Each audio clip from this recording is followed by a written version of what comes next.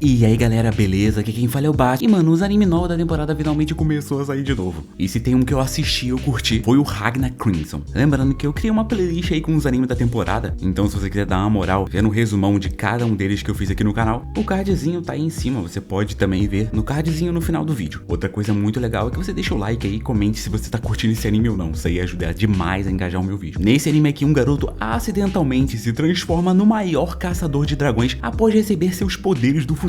Parece até clickbait, mas não é. A história se inicia com um cara todo esfarrapado sendo atacado por uma espécie de lagartixa de mundo de fantasia. No entanto, com apenas um único toque, o homem fez a criatura deixar de existir. E mesmo tendo esse nível de poder, o homem queria se tornar cada vez mais forte. Depois disso, vemos um garoto usando uma armadura pesada. Seus olhos brilhantes chamam bastante atenção por debaixo do capacete, e ele está sendo atacado novamente por uma espécie de lagartixa de mundo de fantasia. Ele é jogado para longe até encostar em uma árvore, e quem o salva é uma garota de cabelo rosa, cheia de cicatrizes em seu rosto. Além de o salvar, ela derrota a lagartixa com uma facada precisa na costela. Depois de derrotar esse monstrinho, ela chama a atenção do garoto, dizendo que ele deve ser extremamente cauteloso durante a batalha, assim como ela é. O garoto chamado Ragnar agradece a garota na sua frente, a chamando de Léo. Insatisfeita com o agradecimento, a Leônica vai até o Ragnar e diz para ele fazer o que ela gosta. Então ele se ajoelha e faz um cafuné nela, agradecendo. Gostosinho. Você gosta de fazer cafunés em uma garota mais nova que você? Você é meio sus, Ragnar. Eu tenho medo de você. Logo em seguida é explicado que nesse mundo de fantasia, algumas criaturas com uma linhagem de sangue antiga e mágica desfilam por aí fazendo o que bem entende. E para derrotá-los, é necessário congelar o sangue deles usando armas de prata. Ou então você deve simplesmente queimar o corpo deles com a luz do sol. Lá estavam o Ragnar e a Léo observando um desses monstros sendo eliminados pelo sol. De todo o corpo da criatura, a única coisa que eles levaram consigo foi o coração, realizando assim uma missão. Feito isso, o Léo chamou o Ragnar para retornar até a casa deles. Depois disso, em uma cidade do reino de Leste chamada Ronabera, vemos o Ragnar junto da Léo, enquanto todos comentavam sobre a garota do cabelo rosa ser a prodígio Leônica, conhecida por matar 30 dragões sozinha. E após uma breve caminhada pela cidade, os dois chegam até a sede da guilda de humanos que caçam dragões. E entre todos os caçadores dessa guilda, a Leônica foi quem mais matou dragões. Tudo isso tendo apenas 12 anos de idade e um sorriso adorável. E o Ragnar, como companheiro fiel dela, tem certeza de que ela irá ficar muito mais forte. Após coletarem a grana da missão, os dois foram para uma taverna jantar. Lá, a Léo disse que queria comer carne, e o Ragnar prometeu dar a carne a deixando feliz. O que ninguém sabe, e para Léo, o Ragnar também é incrível. Afinal de contas, qualquer pessoa ficaria assustada em ter que lidar com uma caçadora poderosa igual a ela. O Ragnar e a Léo estavam felizes, até que do nada, alguns caras começaram a bajular o Ragnar, dizendo que ele sobrevive das sobras da prodígio. Sem entender nada, eles perguntam quem esses figurantes são, e o cara responde dizendo que ele é o segundo melhor caçador logo depois da Léo. No entanto, a garota revelou não conhecer esse cara, e isso deixou ele chocado. No entanto, ele continuou tentando bajular o Ragnar, o chamando de caçador de baixo nível, e dizendo que ele está apenas atrasando a Léo. As ofensas dele avançam, e ele chama o Ragnar de peso morto, e até mesmo de menino amaldiçoado. Porém, de frente do Ragnar, a Léo não aguentou ouvir essas coisas, e apontou a sua lâmina de prata para o segundo melhor caçador de dragões, dizendo que ela não deseja fama ou dinheiro, e que o seu único objetivo é ser a mais forte. De acordo com a Léo, o seu maior objetivo é eliminar o deus dragão, seja lá onde ele esteja, provando para ela e para o mundo inteiro que ela é o mais forte. Dito isso, ela pergunta se alguém ele deseja seguir, pois ela pretende compartilhar toda a quantia de dinheiro, terras ou fama que eles precisarem, e ela só precisa que pessoa esteja interessada em jogar a vida fora caçando dragões sem parar. De todos, apenas o Ragnar se oferece para ir com ela, e ao ouvir isso, a garota se anima e diz que é por esse motivo que ela gosta dele. No fim, ela e o Ragnar apenas foram embora, deixando o segundo maior caçador de dragões igual a um otário para trás. Tudo isso enquanto a Leônica falava que estava cansada e queria que o Ragnar lavasse o corpo dela. Ragnar, você é meio suspeito, Ragnar. Esse seu amor pela Leônica? Eu só sei que depois disso eles foram para o quarto deles, e enquanto a Léo dormia, o Ragnar virou a noite treinando, pois ele não tem talento algum, e ele sabe muito bem que se comparado com a Léo, ele é um merda, e por ser assim ele pode morrer a qualquer momento sendo devorado por um dragão. Mas ele não liga para isso, desde que ele possa estar ao lado da Léo. Do nada, o garoto vê um vulto dele mesmo, uma versão dele do futuro, o dizendo que ele irá perder tudo. Logo em seguida, o Ragnar se depara com tudo em chamas, e a Leônica sendo eliminada bem na frente dele. Nesse exato momento, ele acorda com algumas lágrimas saindo dos seus olhos. Um sonho foi o que ele se perguntou, mas tudo parecia ter sido muito real. Depois disso, vemos ele andando com a Leônica de boas, e ela pergunta o porquê dele comprar carne ao invés de pedir no refeitório da guilda já pronta, mas ele simplesmente disse que pode cozinhar para ela. E isso deixou a garota feliz, dizendo aí que queria comer bife mal passado em um dia e bife mal passado em outro. Resumindo, ela quer comer bife mal passado todo dia. Depois de fazer a refeição, a Leônica novamente caiu no sono, e o Ragnar a colocou na cama. Logo em seguida, ele pegou a sua espada e saiu novamente para treinar. Então, no dia seguinte, os dois foram buscar uma missão, mas todas elas estavam marcadas com um X, e isso estava irritando a todos. Como assim não tem nenhuma missão para ir eliminar um dragão? Sem o que fazer, o Ragnar vai para o lado de fora junto da Léo, e lá ele diz que em breve a a garota deve cortar o cabelo. Dito isso, a cena corta pra ele cortando o cabelo dela no banho. Daí ao olhar para a garota, ele se lembra daquele sonho em que ela estava morta. Esse sonho continua o atormentando, não importa o quanto tempo passe. Toda vez que os seus olhos se fecham, ele sonha com a Leonica morrendo. Além disso, ele sonha até mesmo acordado com uma versão mais velha dele, o dizendo que ele irá perder tudo. E enquanto Ragnar não parava de pensar no que essas visões que ele tem tido são, vemos que alguns aventureiros descobriram a localizações dos dragões desaparecidos e eles estão pretendendo ir caçá-los. Do nada, o Ragnar é removido da sua onda de pensamentos sobre aquela coisa que sempre acontece com a Leonica em seus sonhos. A garota repara que o Ragnar está com olheiras e as suas mãos estão todas gastas. Logo, a garota chega à conclusão de que ele tem treinado intensamente nos últimos dias. Ela o pergunta o porquê disso e ele responde perguntando o que ele pode fazer por ela, sem ser cuidando ou carregando as malas dela. Então, a Leo disse que ela viu potencial nele desde a primeira vez que o viu apanhando. Agora, pode parecer que ele não tem talento, mas a intuição dela, uma prodígio, diz que ele se tornará forte. Quando será ou qual gatilho irá despertar isso, ela não consegue imaginar, mas ela tem certeza de que um dia isso irá acontecer. Ó, intuição boa da menina, hein, cara? Pô, intuição braba, mano. Realmente, Ragnar é pra casar, mas assim, espera